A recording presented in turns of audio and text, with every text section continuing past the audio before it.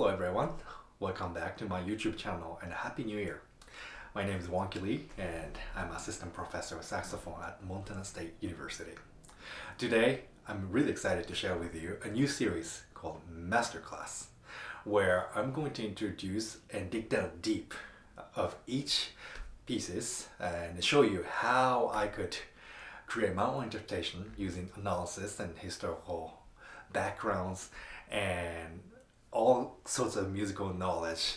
And I want to get to really deep with each saxophone repertoire. Today I'm going to share with you everybody's favorite using Bozza's Aria.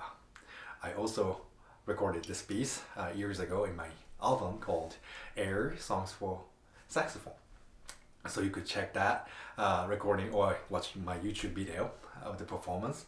But I want to share with you step by step and how I construct my own interpretation that's going to be compelling. And this is a new series that I've been planning, and I'm going to add major pieces like Crescent Sonata or Dukruk Sonata, or if you have like specific requests, I'm happy to include it. So please make sure to subscribe and make sure to leave a comment. Also, I've started new membership channel in this YouTube channel. So in the membership, you get to watch all my videos ahead of time than everybody else.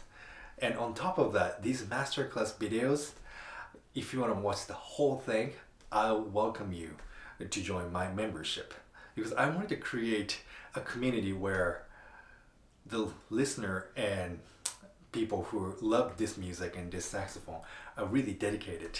So I want to create this like dedicated saxophonist community in my channel. So that's my goal with this membership. Now on top of that, with the top tier membership, I'm going to start uploading my own lesson videos with my students on a weekly basis, so that you get to be observer and you get to learn what we do in a higher education as well. So consider subscribing, consider becoming a membership as well. Now, Bozza's Aria, obviously everybody's favorite, one of the most beautiful pieces written for saxophone and piano. And when we approach any music, the first step is always to really get to know about the composer and the background of this piece. Why was this piece composed? When was this composed? And whom this piece was composed for? Or what's the style? What's the musical technique that composer is using? All these details really matters to create your own interpretation. So let's start with using Bozza. He's obviously a French composer, and French composer of the 20th century. He was born 1905 and passed away in 1991. So I was born 1989, so thankfully I'm a little bit overlapped with using Bozza. He was a very prolific composer. He wrote a lot of music for wind instruments, but he dedicated his life to really compose for chamber music. There's a various different sources of why this piece was composed. One source that I came across was that after winning Prix de Rome, which is one of the most important competitions for composers at the time, he stopped writing, but he was supposed to produce a piece. So a friend of him reminded him, you have to write something. And quickly he wrote this Bozza Aria. Originally probably for cello and piano. There's a version for clarinet and piano and flute and piano. But also this aria was dedicated to Marcel Mille, a great French saxophonist, professor of Paris Conservatory. So the truth, I am not sure which piece, which instrument was this originally intended. However, we know so far that Bozza took the melody, or let's say inspired by J.S. Bach's another piece called Pastoral in F major, BWV 590. And you get to hear exactly same melodic structure, same harmonic language. So probably the Bozza took the melody and ideas and quickly turned it into a very lyrical piece for each wind instrument. Now the title is Aria. What is aria? Aria is the term used in opera, so obviously it has to do with a singer. And aria by definition is a self-contained solo piece for a singer with accompaniment or without accompaniment. So the truth is, this is a vocal piece. And by just looking at the title, I get inspired already. That, okay, I'm supposed to emulate the quality of a singer. So that's giving me an idea of how I approach this piece as well. Now, after we have this historical background of composer and the piece, next step is to analyze the piece. Now, how do we analyze? Now, this is where it gets really sophisticated, because you need to have knowledge of music theory. So if you're a music major right now and studying at the college level, please take music theory seriously, because without understanding of music theory, you won't be able to analyze the piece. What's the point of analysis? Well, we want to look into the music from composer's point of view. Like, why did he use that specific harmony? Why did he use that and there? So we're gonna make sense out of composer's mind.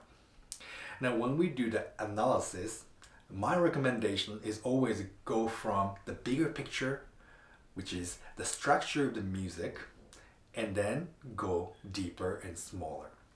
So I always start with what's the structure of this piece. Now, if you look into the piece and if you look into the aria, let's start looking to the score and see how many measures do we have entirely.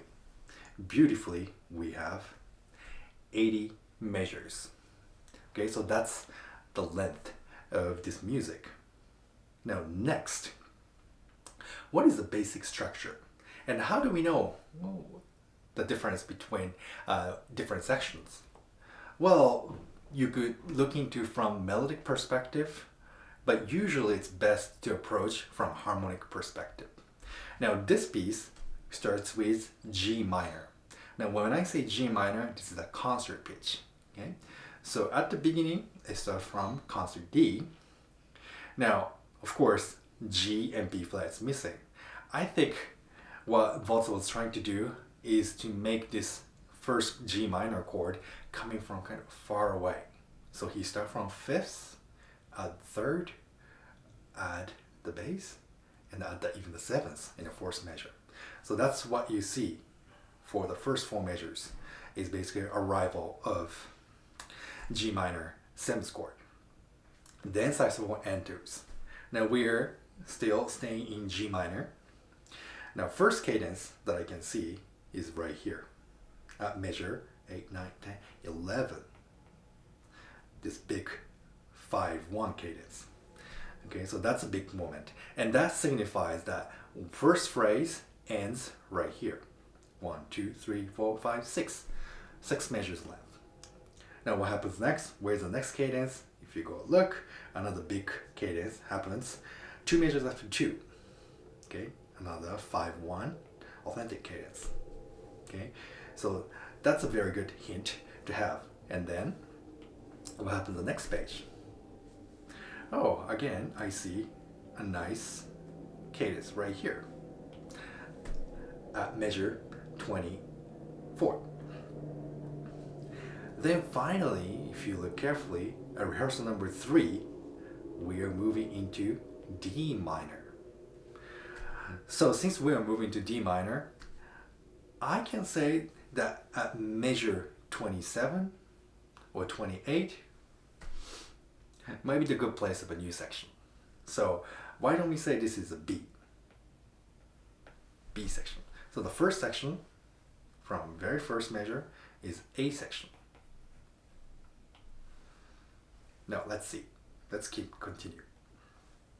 So now we're in D minor, and then it modulates to C minor at measure 34.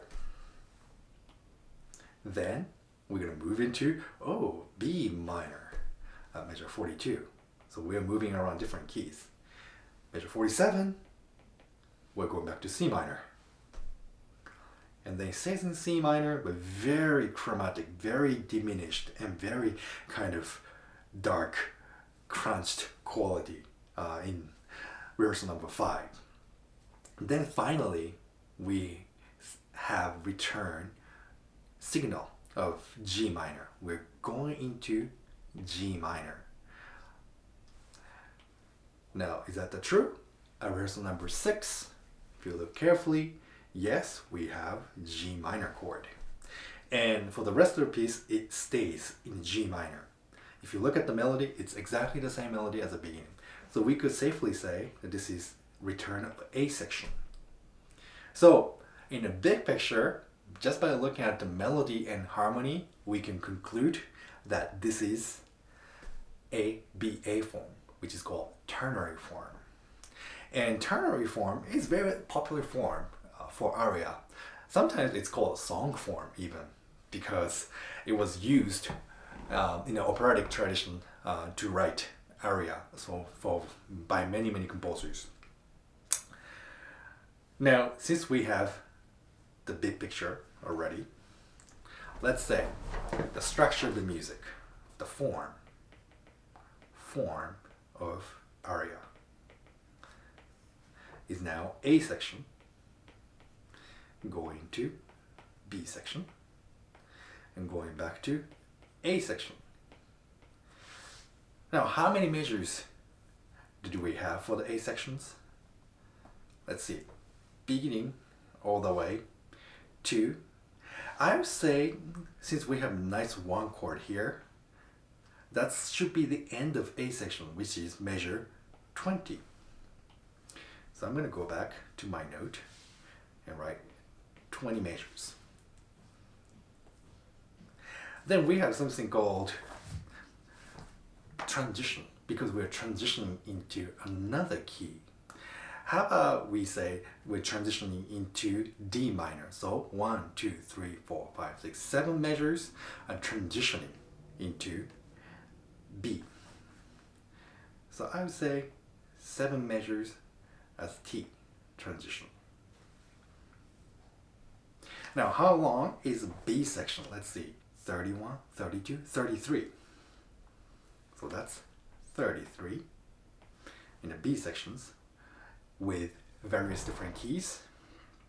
And then going back to A section, stays in G minor. How many measures do we have? 18, 19, 20. Voila. Exactly same as the previous A section. Now, if you look carefully, including the transition and B section, that's 40 measures. So if you look carefully, A section together has 40 and B section has a 40, total of 80 measures. That's the beauty of structure. And this is no coincidence. Composers always think about these structures, because to compose is like to build a building or a house. There needs a foundation, and they need to think about the foundation and what's the structure of that. So for Bozza's aria, its A and B sections are exactly the same proportion, which is quite beautiful. So that's what we hear unconsciously when we listen to the music. We actually get to hear these proportions. If it's a little bit off, we can feel instability of the compositional form as well. So sometimes composers do that on purposely, which was a very popular way to express in a romantic period. Now, this very proportional structure was popular from Renaissance period all the way to the classical period. So this is very common, but it's still nice to discover the beauty of the structure. Harmonic structure is also very important to understand. So in A section, we're G minor. In the return of A section, G minor. What about the B sections? Let's go here. We have D minor, then C minor, B minor, and C minor again. And then going back to the G minor. So we have 1, 2, 3, 4 different kind of key structure as well. So that's the big picture that we have. Now, let's go back to the music and score. And after we analyze these details, we want to finally add a little bit of a personal taste to it so that it becomes your own interpretation. The first important idea is what's the length of one phrase. And normally we can tell by just looking at the saxophone solo part, but sometimes composers will trick you with different harmonies. So it's always good to follow the harmonic progression. Now if you looked at the beginning, the first harmony starts measure 5, right? And the first cadence happens 2 after 1. So 1, 2, 3, 4, 5, 6 measures is one phrase. So that's the first idea. What about next cadence? Is 2 after 2. So 1, 2, 3, 4, 5, 6, 7, 8, 9, 10. So next phrase has 10 measures. So Bozza decided to elongate this idea. Now that you understand the length of first phrase, you want to make sure to express that. So the good way to create a phrase is a crescendo to crescendo. So we want to make sure to do the crescendo towards maybe around 1, because A is the highest note in this phrase, and then really come down at measure 11.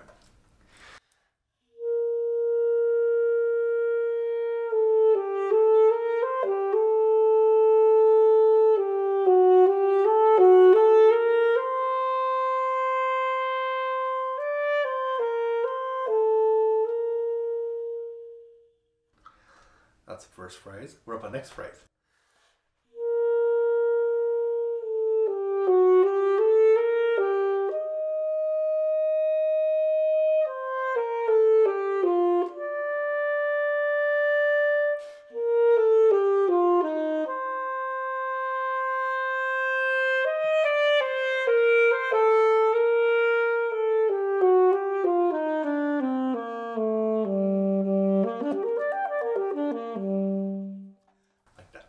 Okay, so that's the length of phrasing of the first page.